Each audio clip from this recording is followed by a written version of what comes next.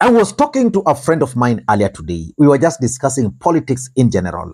And the gentleman then sought for my opinion about Raila Odinga's move to kick out ODM rebel members of parliament from the party. Because according to the gentleman, ODM was actually making another grave mistake by kicking out the rebel members of parliament. And I told him to wait for my analysis because I wanted to use this opportunity to answer him. So ladies and gentlemen, can you allow me to respond to my friend? Because for me, I really support the move by ODM Party. In earlier this year, I think it must have been in February, 9 members of parliament from ODM Party, Nyanza, visited William Ruto at State House, which is not wrong. And after that meeting, then they announced to the country that they were now going to work with the government to bring development to their people, the people who voted for them. And then, you remember before that meeting, I think the meeting took place either on a Sunday or on a Monday. Earlier, the previous day, Raila Odinga had called for a massive rally. I think, I'm not sure, but either it was in Kamukunji or Jacaranda, where Jalango was present. And then, before the rally could end, he sneaked out. The 9 members of parliament, their list actually shocked me. I never thought that some 3 individuals were going to be in that list. But of course, there were people I knew were just in ODM for the fact that they are elected on ODM Party, but their hearts are never in ODM Party. Let me just mention for you the 9 members of parliament who attended that meeting. There was Gideon Ochanda, who is Raila Odinga's member of parliament back in Bondo. Then there was Karoli Omondi, who replaced Mbade in Suba South. Then there was Elisha Odhiambo, the Gideon member of parliament. Then there was Shakir, Kisumu East member of parliament. Then there was Phelix Jalango, Langata member of parliament. Then there was Mark Nyamita, who is a good friend of mine, Uriri. And then there was Walter Owino, Awendo, and Paul Abur. And of course, there was the senator, the only senator in that list, the senator for Kisumu, Tom Ojienda. In that list, I was shocked to see Walter Owino, because Walter Owino is known to be Raila Odinga person. I was also shocked to see Jalango mwenyewe. And of course, Paul Abur. I was also shocked to see Paul Abur, because Paul Abur has always been a key member of ODM. But for Ochanda, I was not shocked. For Karoli, I was not shocked. For Elisha, I was not shocked. And of course, within time, Shabir pulled out of that group and Walter Owino. So we remained with 7 rebel members of parliament. And from Raila Odinga's perspective, I knew that some of them were actually going to be kicked out of the party. So I was not surprised to read the list of the individuals who have been kicked out of the party. And in this video, I also want to use it to explain to you guys the reason behind Raila Odinga's move to kick out these rebel members of parliament from the party. Mimi nataka niwaambie my friends, mimi ndio nilikuwa deputy party leader wa ODM. Si mnajua hivyo? Mimi ndio nilikuwa deputy party leader wa ODM. Hata mimi nilipatiwa hiyo barua. Na ukiona umepatiwa barua kwa ODM, unajua mambo yako sasa ndio inaanza kuiva. Mambo yako So Elisha, usikwe na wasiwasi. Kabla hujapata barua ya ODM, mambo yako bado. If you know how to go forward, vile ya kufaulu kwa siasa, ni upata barua ya ODM. Bas, mambo yako hiyo ya disciplinary hiyo. Hata mimi nilipelekwa kotini na ODM wakajaribu kunifukuza. Tukasumbuana kotini, mtakuja niwaambie vile ya kupanga maneno. Tukasumbuana kotini 5 years, ikaisha, tukaendelea, mimi nikakuwa deputy president. So iko shida iko wapi? First of all, let me explain to you guys why personally I think some of these 4 individuals have been kicked out. Let us begin by Jalango. Why do you think Raila Odinga decided to kick out Jalango out of the party? Because Jalango is a first-time member of parliament. The truth of the matter is that Phelix Odhiambo Jalango is or was the only member of parliament whose campaign were heavily funded by none other than Raila Odinga. Apart from that, Jalango got his ticket, I think, courtesy of Mama Ida Odinga. Jalango's rise within ODM Party can actually be attributed to Mama Raila Odinga. So when he went there, it was a kind of betrayal. In fact, within ODM Party, I've operated within ODM Party. The only people I know personally that Raila Odinga has ever funded, I know Raila funded once Hassan Omar when he was contesting for the Senate, and Jalango heavily. So for him, his was act of betrayal. I don't think whether Raila Odinga was going to forgive him for that. So for Jalango, that was the end of story. Mwelekezi anasema tumalize. Sijui kwa kamera ile utamwangalia Raila Odinga utamwambia maneno gani? Baba Raila Odinga na chama cha ODM na muungano wa Azimio. Sijatoka chama, sipangi kutoka na sitatoka. Mulinipa nafasi katika chama chetu cha ODM, mimi ndiye mbunge wa Langata. Nimeamua kufanya kazi na Rais William Samoei Ruto. Isiwe ni vurugu, isiwe ni chochote. Wengi tu wamepewa nafasi, lakini wameamua kwa njia tofauti. Na mimi kwa njia yangu, on an independent mind, na sio kukiuka chama ama dharau yoyote.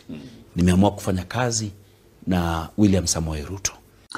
The second individual on that list is Ojienda. I knew definitely Ojienda was going to be kicked out because Ojienda is the member of parliament representing Raila Odinga.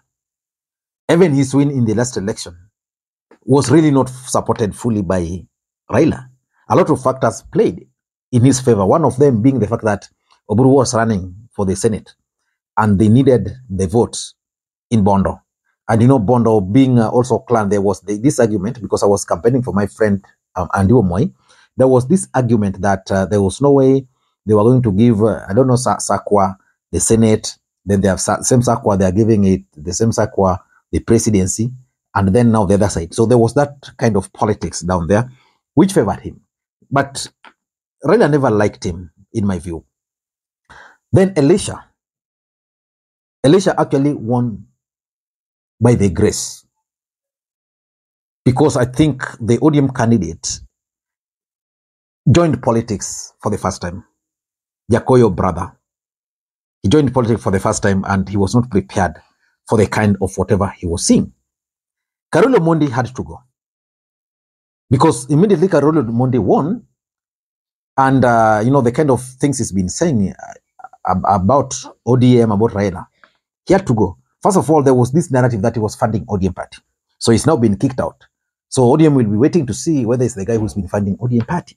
And he's also made it very clear that for him, he's going to win whether with ODM or without ODM Party. Judge, now if somebody thinks that I will need ODM ticket to run again here, let me tell them, I am ready to face my fate. I will come back, mtaniambia nifuate wapi. Na nitaingia. Hiyo si, I am sure. Nitaingia kwa bunge. Now for Ojienda, is my senator, and I think he has to work with the government. He has so much cases pending in court, one of them being the one against the county government of Nairobi. He must work with the government. And of course, Ojienda, in my view, is not really a politician. He ventured into politics.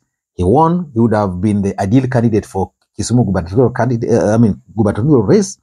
But I think for Ojienda, it's a done case. But he's the one who is promising to stage serious battle against Raila Amolo Odinga. And at some point, I also listened to Raila Odinga and his take about these rebel MPs. Sasa tunaongeza, wacheni vyama vibaki. Kama watu walipiga kura kwa wewe kama mwanachama wa Azimio, baki ndani ya Azimio. Ukitoka kwa Azimio, unaingia pande ya Kenya Kwanza, toka kwa bunge, urudi tena kwa wananchi, uchaguliwe upya. Kwa hiyo niwaambia Bwana Ruto, hapana, wacha hii mambo ya kununua wabunge hapa kama nini? Kama kondoo au mbuzi kwa mnada. Kama unataka wabunge wengi, wacha warudi kwa wananchi. Warudi kwa debe. Wakishinda sawa sawa. Hawa ukibira wanajua mimi nilipokozana na chama changu nilijiuzulu. Nikarudi kwa debe na nani? Kwa wananchi. Na tukashindana. Nikachaguliwa tena. Hao watu wabunge ambao wanapiga kelele mingi, wanapweka kama umbwa, tokeni kwa bunge, rudini kwa wananchi, tuonane na nyinyi. But I'm yet to understand why my friend Nyamita and Polabur escaped. Because Nyamita has actually hosted William Ruto in his constituency and Polabur. But of course, maybe sometimes when there's a war, you must leave those rooms. Raila Odinga has always told me, and there was a time I was talking to him, that in any war, you must give some room. In fact, when I saw Walter in the initial 9, I knew so well that Walter was actually Raila Odinga's person there. He was sent to attend the meeting. But why do you think Raila Odinga decided to take that drastic measure? Because that's the most important thing. Number one, in my view, William Ruto is planning to come to Nyanza to bring development. I think Raila Odinga is trying to thwart William Ruto's visit to Nyanza. After Western, according to what I know, William Ruto was supposed to come to Nyanza for 5 good days. Now he has members of parliament who will accompany him. And of course, the local members of parliament might also be there. But now he's going to be accompanied by people who are perceived to be rebels within the party. Yeah. So for me, the announcement by Raila and ODM is actually meant to frustrate William Ruto's visit to Nyanza. Because now most of these members of parliament will now come to Nyanza as rebels. They'll not claim that they're ODM members of parliament, like and before, where they would claim to be ODM members of parliament. They can't claim that. Because according to the letter which I've seen there, they're being expelled from the party, which means even a by-election is likely to be occasioned. Number two, I also tend to think that Raila Odinga is trying to protect his territory. He doesn't want to allow Ruto to do what Ruto did to Uhuru Kenyatta in Mount Kenya. You see, Uhuru Kenyatta allowed Ruto to just go to Mount Kenya. And when he realized, by the time he realized, it was late. And Ruto was trying to use the same script. You get Raila Odinga's members of parliament, member of parliament which is in Bondo. That's exactly what he used in Mount Kenya. He picked on Moses Kuria, who was Uhuru Kenyatta's member of parliament. Then he also picked a few moneyed individuals who don't really care and some other influential guys there. And then he started going with them around in the name of development, kutangatanga. Raila Odinga is avoiding that. So he's telling his supporters that Ruto is coming. All these members of parliament you are seeing, they are not one of us. They are not. But I also know that most of these people are planning to run on another political party. And their prayer is that Raila Odinga will not be a presidential candidate. While Ruto is also praying that Raila Odinga should actually be a presidential candidate. So, Raila Odinga is trying to protect his territory by avoiding what Uhuru Kenyatta went through, by allowing Ruto to enter. Raila is not going to allow Ruto to enter. So if Ruto will go to Bondo and received by a member of parliament from Bondo, people will already know that that member of parliament has already been kicked out of ODM Party. And probably is going to form, probably is going to create what we call a checkmate. Number three, in my view, I think Raila Odinga is also sending a warning, a clear warning to other ODM members of parliament or leaders who are planning to defect or planning to work with Ruto. That if you have to work with Ruto, do it, but be very careful. This will deter some of them from working with Ruto. Because what Ruto needs and what he's hoping for is just the window. William Ruto just wants a window to enter Nyanza. So if MPs can allow him to do that, governors can allow him to do that, MCs can allow him to do that, then definitely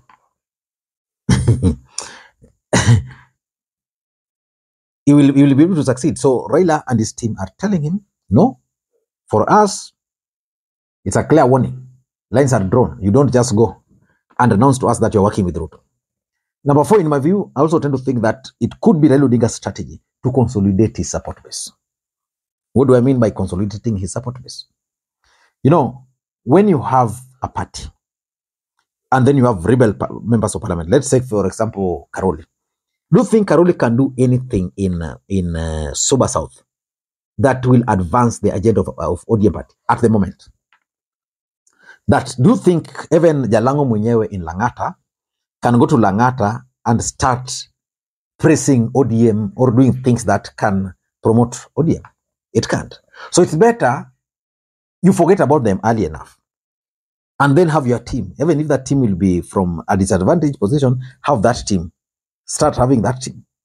Create networks using the new team. Because if you bank on people who are already on the other side, then you really can't succeed. For example, Jalango believes that he can win again by William Ruto supporting him. Of course, that I'm not ruling out, but Ruto is clearly out to send Jalango mwenyewe home. And I'm telling Jalas, my friend, Ruto is going to send you home. And this is how Ruto is going to send you home. Ruto will ensure that ODM will sponsor another candidate who is a Luo definitely. He's also going to ensure that you contest, you also a Luo as an independent, because that's what he's planning. Then Ruto is also going to have his candidate on UDA party.